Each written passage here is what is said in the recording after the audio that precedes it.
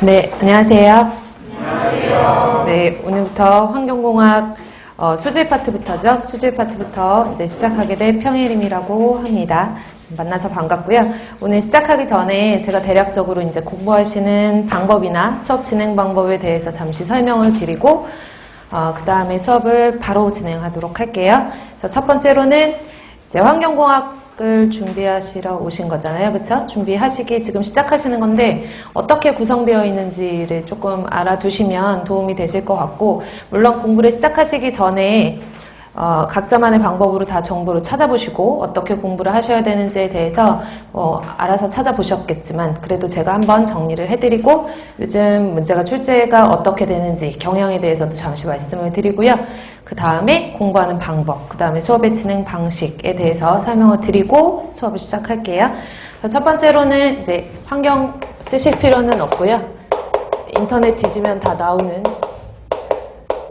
정보예요. 그래서 환경공학이라고 하면 되게 포괄적이거든요. 뭐 오시기 전에 인터넷 많이 찾아보셨죠? 그러면 환경공학은 제 이름도 많이 찾아보셨겠죠, 그쵸?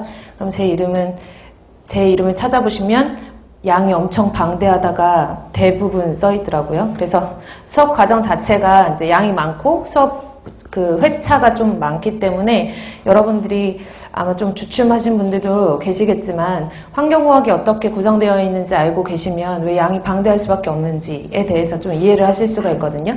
그래서 환경공학이라고 하는 것은 총 시험 문제에 나올 때 뭐 시험은 환경직 공무원 9급, 7급 뿐만 아니라 뭐 연구사 시험도 있고 환경부 시험도 있고 국가직 시험 문제도 있고, 그래서 되게 다양한 분야에서 환경직을 뽑잖아요. 그쵸? 뽑는 과정에서 환경공학이라는 과목 안에 포함되어 있는 과목은 첫 번째로는 수질환경, 환경 뺄게요. 두 번째로는 대기환경, 세 번째로는 뭐 있죠? 다 알고 계시죠? 네 번째로는 토양이라고 하는데 뭐 토양이나 지하수 같은 것들도 토양에 포함이 시킬게요. 뭐 분야를 제가 딱딱딱 나누기에는 수질, 대기, 폐기물 이외에는 조금 애매하기 때문에 다섯 번째는 소음과 진동이에요. 소음, 진동이 플러스가 아니라 소음과 진동 파트가 따로거든요. 그래서 소음과 진동. 그 다음에 여섯 번째는 제가 수업 시간 잘하는 말인데 찌끄러기. 그래서 뭐 우리가 보통 환경공학에 당연히 환경 같은 경우에는 상당히 많은 과목들이 포함되어 있기 때문에 과학기술이잖아요. 그쵸? 그래서 순수한 과학 플러스 기술까지 융합이 되어 있어서 뭐 요즘에 많이 이슈가 되는 화학물질에 대한 시험 문제도 어떻게 보면 환경적인 문제이기 때문에 여기에 포함이 될 수도 있고, 그래서 기타를 넣을게요.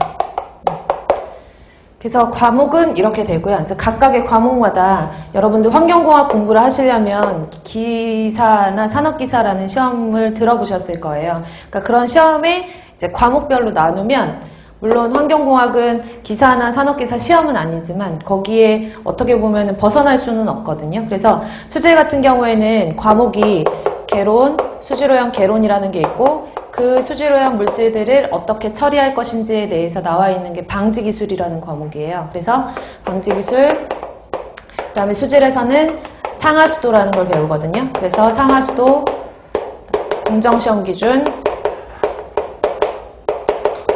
법규, 수질오염 관계 법규 이렇게 구성되어 있고, 대기 같은 경우에는 개론, 똑같이 마찬가지로 대기오염 방지기술, 그 다음에 연소공학, 그 다음에 마찬가지로 공정시험 기준. 공정시험 기준은 실험하는 거거든요. 그래서 실험에 대한 내용들이 나와 있는 것이 공정시험 법이었는데 이제 법에서 기준으로 변경이 된 거죠. 그 다음에 대기오염 관련 법규.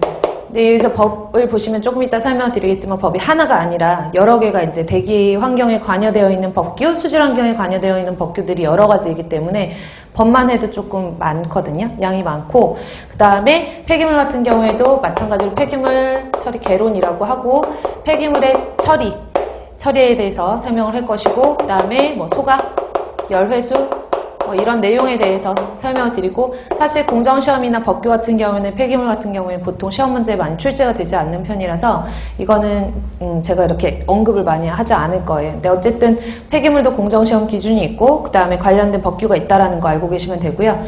그 다음에 토양하고 지하수도 마찬가지로 토양 파트의 개론과 그 다음에 토양을 처리하는 처리 방법, 처리 기술이라고 할게요. 그 다음에 지하수도 마찬가지로 개론과 처리 기술로 나뉘어서 토양이 오염되었을 때 그 토양을 어떻게 처리하면 될 것인가가 거의 대부분 주라고 보시면 되죠. 그리고 소음 같은 경우에도 소음 파트와 진동 파트로 나뉘어서요.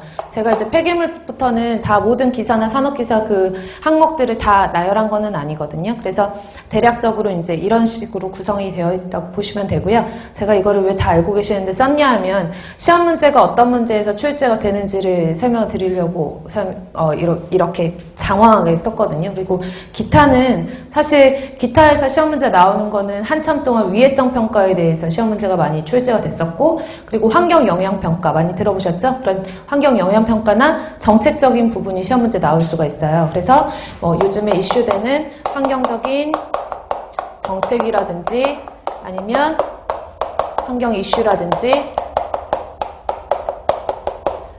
이런 것들에 대해서 시험 문제가 나오죠. 그래서 예를 들어서 위해성 평가라든지 화학물질 독성,